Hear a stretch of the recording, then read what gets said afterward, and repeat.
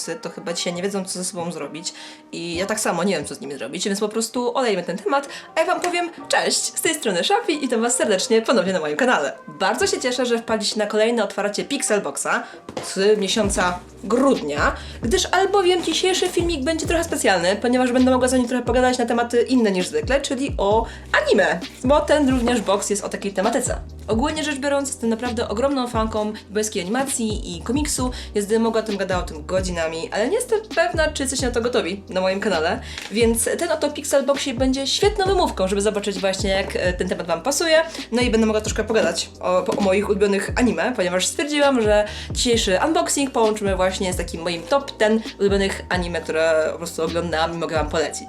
Dla wszystkich zainteresowanych Pixelboxem chcę wam właśnie przypomnieć, że jest to miesięczna subskrypcja, którą możecie sobie zamówić na stronie pixelbox.pl. Wszystkie linieczki są na dole w opisie i takie boksiki są właśnie pełne różnych gadżetów. Co miesiąc jest inna tematyka. W tym miesiącu właśnie jest tematyka anime i takie gadżety będą pewnie, tak mi się wydaje, w mojej paczce. Pixelboxy mnie chyba jeszcze nigdy nie zawiodły, ponieważ mam te boksiki już od paru miesięcy i zawsze gadżety są naprawdę bardzo fajne, więc tym bardziej moje oczekiwania są bardzo wysokie, jeżeli chodzi o tematykę anime, no bo jak przyznam, jaram się w tym naprawdę w opór. A i taki jeszcze mały disclaimer, nim zaczniemy. Słuchajcie, dzisiaj będę mówić tylko i wyłącznie o seriach TV anime, czyli żadne filmy pełnometrażowe, żadne mangi, mimo tego, żebym bardzo chciała, ponieważ czytam mangi nałogowo ostatnio, więc tylko i wyłącznie skupimy się na tych właśnie odcinkowych, pełnych seriach. Ogólnie spotkałam się ostatnio z takim faktem, że jest naprawdę tyle świetnych serii mangowych, które nawet jeżeli mają swoje serie, wiecie, ekranizacje, serie anime, to te serie są tak okropne i tak pełne fillerów, że po prostu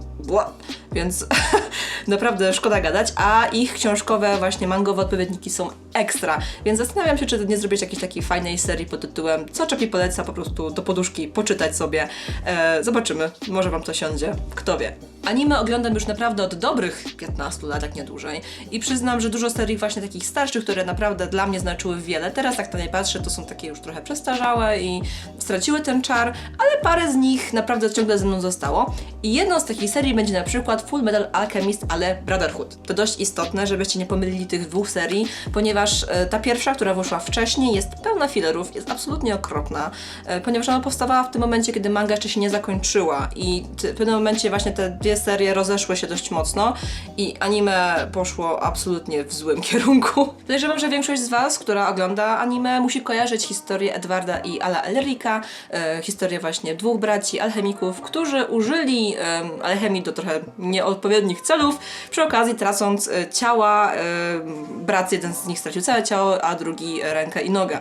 I historia opowiada o tym, że oni chcą po prostu te ciała odzyskać i cała ta historia jest tak pełna cudownych postaci, naprawdę świetnych, dobrze zbudowanych postaci i pierwszo- i drugoplanowych, jak i również takich naprawdę fajnych zwrotów akcji. To, co chyba najbardziej mnie porywa w tej serii, to jest właśnie to, jak te postacie są zbudowane. Absolutnie każda z nich ma swoją historię, taką naprawdę fajną i ciekawą historię i ich czyny mają sens, jeżeli się pomyśli właśnie o tym, jaką postacią są ci bohaterowie. Jestem też ogromną fanką tego, jak twórczyni tej serii, czyli Hiromu Arakawa, ogarnęła zasady, które rządzą alchemią w tym świecie. Co jest naprawdę boskie, ponieważ w tym właśnie uniwersum wszystko bierze się z czegoś. Nie ma czegoś takiego, jak wiecie, w niektórych anime główny bohater jest nagle super OP i wyciąga z dupy jakieś wielkie bronie i jakieś, wiecie, ostateczny jutsu, który rozwala kosmos. Nic takiego się nie dzieje. Wszystko ma swoją cenę. Wszystko właśnie bierze się z czegoś. I jest to moim zdaniem bardzo fajne i bardzo balansuje tą historię, więc jest o wiele ciekawsza dla mnie niż wiecie, jakieś OP bohaterowie, którzy biegają i wszystko rozwalają jednym kichnięciem. Do tego wszystkiego super muzyka, na przykład openingi się bardzo wkręcają w ucho, świetna animacja, bardzo fajni bohaterowie, dobra historia. No ja jestem sprzedana, uwielbiam Fullmetal Alchemist i wszystkim naprawdę serdecznie go polecam. Kolejną serię odkryłam w tamtym roku i przyznam się wam szczerze, że absolutnie nie jestem fanką sportówek. Jeżeli widzę, wiecie, jakieś tam grupy chłopców, którzy grają w siatkę albo pływają, to ja mam takie, no dobra, to sobie tam pływajcie. Ale niezbyt mnie to osobiście interesuje, nie widzę jakby ekscytacji w tych seriach, więc byłam bardzo zaskoczona, że bardzo podeszła mi seria, która jest sportówką o grze w karty. Chihaya Furu jest, jak wspomniałam wcześniej, sportówką, ale powiedziałabym, że również z taką odrobiną obyczajówki, trochę do romansu. Ogólnie jest taka dość zbalansowana i ta część sportowa absolutnie nie dobija widza. Seria rozpoczyna się tym, że nasza główna bohaterka Chihaya spotyka w młodości chłopca, który świetnie gra w karutę. Jest to taka tradycyjna japońska gra karciana, która polega na tym, że musimy zabierać naszemu przeciwnikowi karty z odpowiednią częścią wiersza, którą czyta jedna z osób, która, nie wiem, nadzoruje tą grę. Wiecie, ogólnie tam jest o wiele więcej naprawdę szczegółowych zasad, których ja do końca nie ogarniam, ale ta gra jest naprawdę intensywna, ponieważ no to brzmi trochę tak, wiecie, śmiesznie, gra karciana, ale tam ta prędkość i to wyłapywanie tych dźwięków, które po prostu zaczynają całe zdanie tego wiersza, są naprawdę niesamowite i polecam wam właśnie oglądać sobie tego na YouTubie.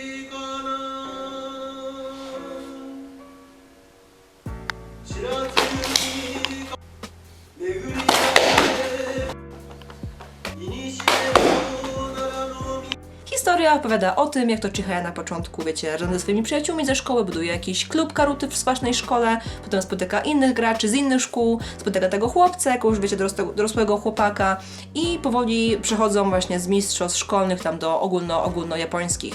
I to jest naprawdę strasznie fajna seria, ponieważ ta karuta nie przyćmiewa wszystkiego innego, to jest faktycznie dużo jest w tej karucie, ale jednak te historie bohaterów są bardzo ważne, jest dużo bardzo fajnych postaci z jakimiś swoimi prywatnymi dramatami, jakieś tam, wiecie, śmierci, jakieś tam problemy z tym, że ktoś by chciał grać, ale nie może, ponieważ ma już swoją rodzinę, nie ma na to czasu. I to wszystko jest fajnie zbudowane i skoncentrowane wokół właśnie tej gry, ale te wszystkie dramaty ludzkie są chyba najważniejsze w tej serii. Jest tam również bardzo fajnie zbudowany trójkąt miłosny i broń Boże, on nie jest taki, wiecie, chamski, jak w większości jakichś nastoletnich, szkolnych anime, kiedy macie tą bohaterkę, która nie wie kogo wybrać, o nie! I po prostu bawi się tymi chłopakami, raz jednym, raz drugim, po prostu nie widzę takich serii. A tutaj faktycznie te związki są bardzo fajnie zbudowane, są takie naprawdę zbudowane na przyjaźni i do tej pory nie wiem, z kim ta Chihaya skończy i jest to dla mnie strasznie frustrujące, bo nawet w mandze to tym nie jestem pewna, co się wydarzy. A manga się już powoli kończy, więc no przyznam, że autorka trzyma mnie w napięciu. Jak lubicie sportówki, które tak naprawdę nie są do końca taką chamską sportówką, to Chihaya Furu myślę, że będzie dla was. No dobra, ale my tu gadu o anime, ale trzeba otworzyć Pixelboxa i zobaczyć, co jest w środku i jaki będzie pierwszy przedmiot w naszej paczce. Słuchajcie, na samym wierzchu patrzy na mnie Aralka! Wow, nie widziałam tej serii, ani tak naprawdę wspomnienki nawet o tej serii od dobrych paru lat. Dr. Slump to jest seria, w której ja się wychowałam, która leciała właśnie w RTL 7 chyba? RTL 7, zaraz koło właśnie Dragon Balla, więc jestem w szoku, że po prostu Aralka się pojawiła w tym Pixelboxie. Ja myślałam, że to jest po prostu jakaś ściereczka, a to słuchajcie, jest fartuszek i rękawica kuchenna z Aralką na lepiej. Po prostu dla mnie prezenty, które są użyteczne, są najlepsze, więc bardzo się cieszę, że to będzie faktycznie przydatna rzecz w mojej kuchni. No, rękawica dobrze wykonana. I taka mięciutka, i fajna, i w sam raz właśnie, żeby sobie w niej popichcić. Więc coś czuję, że fartuszek będzie używany. Nie, żebym była szczególnie dużo w kuchni, bo ja gotować to nie umiem. Więc nie jestem w tym najlepsza, ale takiego fartuszka to mogę spróbować. Bardzo spoko sprawa, naprawdę jestem przeszczęśliwa, że Pixelbox daje takie naprawdę przydatne prezenty, a nie znowu jakieś takie, wiecie, nie wiem, kurczę, jakiej większości boksów, jakieś tam kubeczki, czy jakieś tam zakładki do książek, no bo to kurczę, ile można takich rzeczy mieć. Więc spoko, że jest taki fartuszek, taki, no po prostu coś innego. Kolejną serią, o której koniecznie chcę wam opowiedzieć, będzie Toradora. I to jest jedna z moich naprawdę ulubionych serii anime, którą oglądałam jakiś dawny czas temu, ale ciągle ją wspominam i co jakiś czas sobie ją po prostu oglądam jeszcze raz. Toradora jest absolutnie przeuroczym anime. Takim na pograniczu rom-comu, trochę tam jest school life, slice of life, taka naprawdę dość luźna seria, nie jest tam jakoś szczególnie napakowana akcją i ona ogólnie opowiada o historii dwóch bohaterów, czyli Taigi i Ryujiego. Jakiś czas temu, jak się myślało o tsundere, to właśnie myślało się o Taidze tak naprawdę, to była taka sztampowa postać tego typu. Teraz wiem, że ma dość dużo rywalek w nowszych seriach, bo ten typ dziewczyny się zrobił bardzo popularny w anime. Historia ta jest zbudowana na walce przeciwieństw, ponieważ naszą główną bohaterką będzie Taiga, czyli mała, słodka, urocza dziewczynka, która jest straszną tsundere i może wam skopać dupy, a Ryujim, czyli właśnie bohaterem, który tak naprawdę w środku jest słodki, szuka tak naprawdę zrozumienia, przyjaciół, ponieważ chłopak ma po prostu wygląd gangstera i wszyscy się go boją, a on tak naprawdę jest w środku dobrą gospodynią domową i chce, nie wiem, wszystkich nakarmić i wyczyścić im łazienki. Więc to jest strasznie urocza sprawa. I dziwnym splotem wydarzeń ci bohaterowie muszą właśnie współpracować, żeby dostać się do swoich obiektów westchnień, którzy tak naprawdę nie zauważają ich. W tej serii chyba najbardziej podoba mi się, jak zbudowane są postacie i to, jakie konflikty wewnętrzne przechodzą, ponieważ no, zaczynamy z taką naprawdę bandą dzieciaków w szkole, a kończymy z ludźmi, którzy po prostu wiedzą, co chcą w życiu zrobić i muszą z wieloma rzeczami się po prostu zmierzyć, z przeszłością, z potencjalną przyszłością i po prostu dorastają, jakby jak ta seria się ciągnie, oni po prostu dorastają. I to jest strasznie fajne, żeby to oglądać i obserwować, zwłaszcza, że ci bohaterowie są naprawdę bardzo sympatyczni i chyba nie ma jednej osoby, która by mnie lubiła w tej serii. A jak już mówimy o seriach, które mają w sobie fajny wątek romantyczny, to chcę również wspomnieć o Kimi no Todoke. Ta historia również odbywa się w szkole wśród nastolatków i opowiada historię Sawako, dziewczyny, która trafia do nowej szkoły i jest bardzo mało socjalna. Ma problem, żeby sobie znaleźć przyjaciół, jakąś grupę znajomych. Przy okazji wygląda trochę jak Sadako, czy u nas Samara z Ringa, z tej oficjalnej właśnie japońskiej wersji, więc tam też dostaje niezłe wciry, ponieważ ludzie no, śmieją się z niej, przezywają ją. I dziewczyna ma trochę przestronę w tej szkole. Przy okazji ma swojego crusha, na którego właśnie też crashuje i nie może się do niego dostać, więc to jakby taki typowy, wiecie, rom-com szkolny, ale on dla mnie jest specjalny, ponieważ jest strasznie słodki, jest taki strasznie wholesome. Jakby ta historia nie jest taka, wiecie, naciągana, nie ma tam jakichś kosmicznych zwrotów akcji, wszystko jest takie bardzo spokojne, taki typowy slice of life, który ja osobiście bardzo lubię. Nie lubię jakichś serii dość napchanych akcją, bo takie spokojne anime, więc dla mnie była idealna, jak i również rozwiązanie jej jest takie dość satysfakcjonujące. Oni, wiecie, kończą szkołę na końcu, nie wiem, czy to jest w anime, czy w mandze, ale na końcu właśnie tej historii idą na studia i to wszystko się fajnie po prostu rozwija i fajnie się to ogląda. Chyba ogólnie jestem fanką takich anime, które pokazują drogę swoich bohaterów, jak dojrzewają, dorastają. Jest takie, no, cieplutkie na serduszku i lubię takie sobie serie czasem oglądać właśnie tam, nie wiem, do kolacji czy przed snem. Dobra, zostawmy te ckliwe romkomy z boku, przejdźmy znowu do paczki i kolejną rzeczą, którą wyciągnę z naszego Pixelboxa, będzie koszulka, ponieważ w każdym Pixelboxie jest właśnie gwarantowana koszulka i tym razem mamy Ryuka z Death Note'a, który sobie zjada jabłuszko. Ale wiecie co? Chyba mnie nie porwała tym razem ta koszulka. No bo jak zwykle jest dobrej jakości, ten materiał jest bardzo przyjemny, dobrze dopasowana i ten nadruk się fajnie trzyma również po praniu, ale jest taki zwykły, taki prosty. Po prostu jest tam Ryuk w 3 kolorach, napis Death Note. No, znaczy fajnie, bo Death Note ogólnie jest bardzo fajnym anime i serdecznie wszystkim również go polecam, ale sama koszulka, no, nie porywa. Taka zwykła, jak na konwentach, gdzieś możecie kupić na stoisku. Więc no, okej. Dzięki Pixelboxie za koszulkę, zawsze deliverujesz, ale tym razem nie jestem fanką tego wzoru. Gadaliśmy o jakichś szkolnych anime, więc myślę, że czas przejść level wyżej i pogadajmy trochę o tym, jak wygląda życie korpolutka w Japonii, czyli mowa oczywiście o anime Agretsuko. Ja jestem ogromną fanką Agretsuko. To jest seria, która wyszła na Netflixie w tamtym roku i opowiada historię Retsuko, która pracuje w takim naprawdę zwykłym, podstawowym korpo, jak wiele ich w Japonii i opowiada to właśnie o tym, jak ta Retsuko sobie radzi z dorosłością. PS, nie radzi sobie. I muszę wam powiedzieć, że to jest anime, które oglądałam i myślałam sobie, Jezu, no jak u mnie. Tak totalnie, jak to się mówi na YouTubie, relatable content, więc po prostu seria, która absolutnie trafia do mojego serduszka. Oglądamy perypetię Retsuko, która musi poradzić sobie w pracy na przykład z wrednym szefem, albo z jakąś ściską koleżanką, czy na przykład również telefonami od mamy, która się jej pyta, kiedy w końcu znajdzie sobie chłopaka. Jest to takie naprawdę bardzo, wiecie, życiowe to wszystko. A przy okazji cała seria jest narysowana w stylu SD, czyli super deformed, a postacie są zwierzątkami, co jeszcze bardziej, wiecie, powiększa, bardziej, nie wiem, wyznacza, naznacza to, jakie charaktery mają te postacie, ponieważ, no przykładowo, ten szef będzie wielką świnią, a bohaterka, ta wredna koleżanka, będzie małym jelonkiem z wielkimi oczami, która udaje, że to nie jest jej wina. Więc to wszystko jest naprawdę bardzo takie, nie wiem, można się do tego odnieść i można faktycznie poczuć, że ci bohaterowie mogą być normalnymi, prawdziwymi ludźmi. To, co mnie chyba najbardziej urzekło w Agretsuko, to fakt, że nasza główna bohaterka po pracy idzie się gdzieś wyżyć i robi to w barze karaoke, drąc mordę do heavy metalu. No piękno, po prostu ja to uwielbiam w tej serii. I myślę, że każdy z nas to kiedyś już właśnie pracował, zwłaszcza z naprawdę głupimi ludźmi, wie, że się gdzieś musi czasem wyżyć. No to jest sposób Agretsuko i jest absolutnie uroczy i mega śmieszny, więc jeżeli ktoś z was jest już na tym etapie życia, że właśnie pracuje, zwłaszcza w korporacji, to to myślę, że w tej serii może naprawdę połączyć się serduszkiem z tymi bohaterami. Inną serią, która wyszła w tamtym roku i absolutnie mnie porwała, ale tym razem może mniej historią, a bardziej animacją i muzyką, to jest po prostu najlepsze w tej serii moim zdaniem.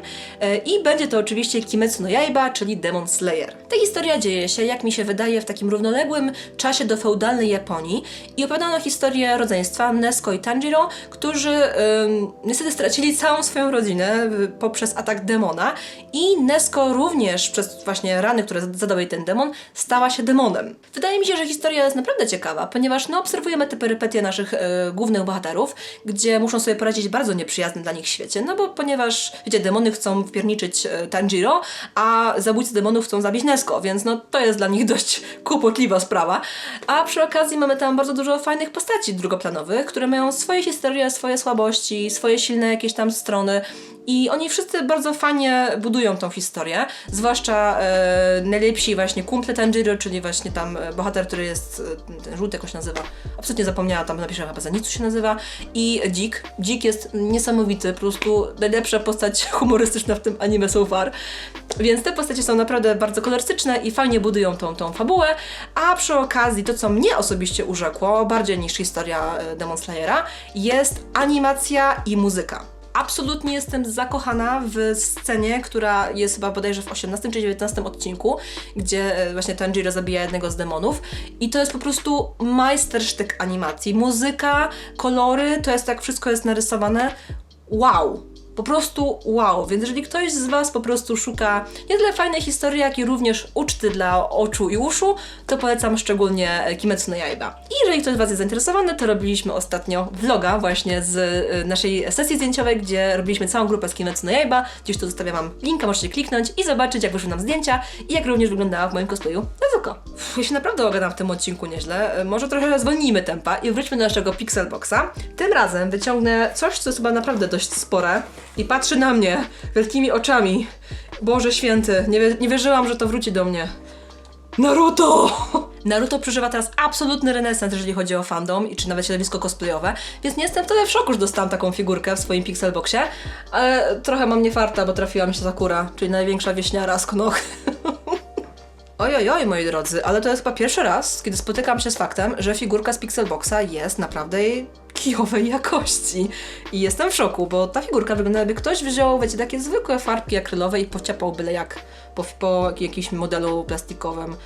No farba wychodzi ewidentnie na buty, skóra się łączy w pewnych momentach właśnie z jakimiś tam ochraniaczami. Jedyne, co wygląda w miarę spoko, to są oczy, ale one są po prostu chyba nadrukowane i to jedyne, co ratuje tą figurkę. Reszta jest absolutnie paskudna. Zaczęłam przez chwilę wątpić, czy to w ogóle jest oficjalny produkt. Ale no niby ma znaczek Viz Media i Shonen Jumpa, czyli wydawców Naruto. Słuchajcie, no jestem absolutnie w szoku. Naprawdę jestem w szoku, bo figurki zawsze były świetnej jakości, zawsze były bardzo ładnie pomalowane, a tą bym się chyba wstydziła w ogóle postawić na półkę, więc... Nope. Nic fajnego w Pixelboxie. Polecam Wam chyba znaleźć lepszego dostawcę takich właśnie anime rzeczy. Naprawdę szkoda, że to nie jest jakaś fajniejsza figurka, ponieważ Naruto to nie jest głupia seria. Zwłaszcza teraz, kiedy się ogląda z sentymentem w serduszku, albo ogląda się Boruto, ale nie dla Boruto, bo to jest rozwyżony gówniak, tylko na przykład dla dorosłego Naruto, albo wiecie, do tych wszystkich dorosłych postaci, które się oglądało przez te wszystkie lata, kiedy Naruto leciało. I to jest fajne i urocze i w ogóle, no dobra. Nie przedłużam. Sakura odchodzi, wiecie, tam gdzieś, tutaj, nara, buźka. Jezu, rozwalę coś. Szkoda strzępić języka na słabe rzeczy, więc wróćmy do moich ulubionych serii anime. I teraz chcę Wam znowu opowiedzieć o czymś naprawdę przyjemnym, lekkim i idealnym właśnie na odmurzenie się po szkole, czy właśnie na wieczór. I będzie to Ouran House Club. Anime to opowiada historię Haruhi, która jest z dość biednej rodziny i w jakiś sposób trafia do szkoły dla naprawdę bogatych dzieciaków. Przy okazji udaje ona również chłopca, co prowadzi do naprawdę wielu fajnych i śmiesznych sposobów wydarzeń, gdyż ona trafia w pewnym momencie na Host Club. Host Club, który odbywa się właśnie w tej szkole. Jeżeli jesteście nie w temacie, czym jest Host Club, to naprawdę szybko się dedykujcie, bo to jest super. To jest, wiecie, miejsce, w którym bardzo dużo bardzo przystojnych i uroczych mężczyzn zabawia kobiety właśnie przy tam alkoholu, przy rozmowie, czy przy herbatce, jak właśnie w Ouranie. I taki host club znajduje się również właśnie w tej szkole, gdzie mamy naprawdę bardzo dużo fajnych męskich bohaterów. Na samym początku Haruhi tłucze bardzo drogą wazę, która mogłaby kosztować więcej niż ona, jej ojciec i jej dom razem wzięty, więc musi w jakiś sposób spłacić ten dług. No i zaczyna pracować właśnie w host clubie, udając chłopca. Absolutnie nie wiem, jak wam po prostu opowiedzieć, jak śmieszna jest tu seria.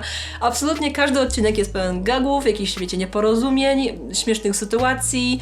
Absolutnie uwielbiam to anime, ciągle do niego wracam co jakiś czas. Jest super, super pozytywny, super przyjemne, no i też również kończy się moim zdaniem takim przyjemnym happy endem. Więc jeżeli ktoś z was ma ochotę na taki bardzo lekki, przyjemny kawałek anime, to Ouran Host Club najlepsze, polecam, super. A inną taką przyjemną i lekką historią, którą wam szczególnie polecam, będzie Kobayashi Dragon Maid. Jak możecie się spodziewać po tytule, gdzie mamy dragon i maid, możecie się spodziewać słodkiej smoczycy w roli pokojówki. I nie żartuję. To anime jest pełne smoków, które w jakiś sposób trafiły do naszego świata, przyjęły wygląd ludzi, i jedna z nich postanowiła być pokojówką właśnie naszej głównej bohaterki, nazywa się Kobayashi. To anime jest tak absolutnie absurdalne, że sama do końca nie mam pomysłu, jak wam je po prostu przedstawić i opowiedzieć, ale mogę tylko zdradzić, że jest naprawdę przesłodkie, jest pełen takiego kontentu, który po prostu was rozgrzeje w środku na serduszku i ja osobiście się na nim świetnie bawiłam, bo również jest pełne gagów i memiczków i jest po prostu tak, momentami tak śmieszne, że sama kisłam, jak to oglądałam, więc myślę, że mogę każdemu właśnie polecić na taki typowo odmurzający wieczór przy anime.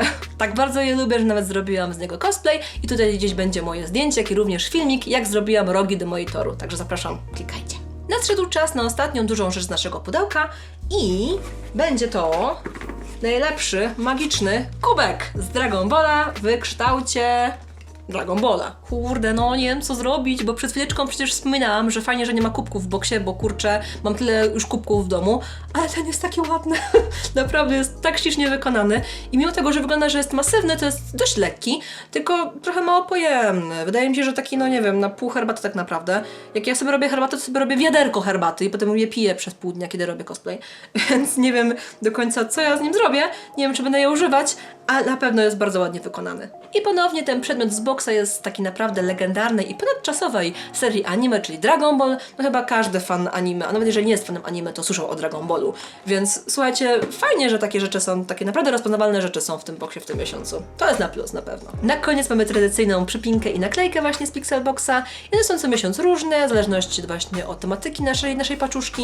Więc tym razem mamy właśnie taką typową anime forever. Wygląda troszkę właśnie na taki Dragon Ball, tak mi się wydaje. Może już tyle, co? Bo się nagadałam jak głupia o tych moich ulubionych chińskich bajkach. A słuchajcie, mam ich o wiele więcej. Więc jakbyście chcieli posłuchać od Czapi o moich ulubionych seriach, zwłaszcza mangowych, dajcie znać na dole w komentarzach. Ja wam bardzo chętnie o nich opowiem, polecę coś fajnego, no bo faktycznie bardzo lubię czytać mangi, zwłaszcza teraz właśnie do poduszki. Więc dajcie mi znać koniecznie, a na razie to będzie chyba tyle. W sumie tak teraz do mnie dotarło, że ktoś, kto mnie obserwuje tylko dlatego, że robię jakieś fajne stroje z gier komputerowych, to się może nieźle zdziwić, że ma takiego weeba teraz w subskrypcjach na YouTubie. No, więc tylko powiem, zostańcie? Ja nie jestem aż taka dziwna? Obiecuję. Jak zwykle wszystkie linki do Pixelboxa są na dole w opisie, a tu możecie mnie subskrybować, ewentualnie możecie zostać moimi patronami na patronite.pl. A jeżeli macie troszkę niedosyt Oli, to tutaj na przykład będzie więcej moich filmików. Ja wam bardzo dziękuję za dzisiaj i widzimy się już w kolejną środę. Więc pa, buźka, dzień! Za dużo? No to pa.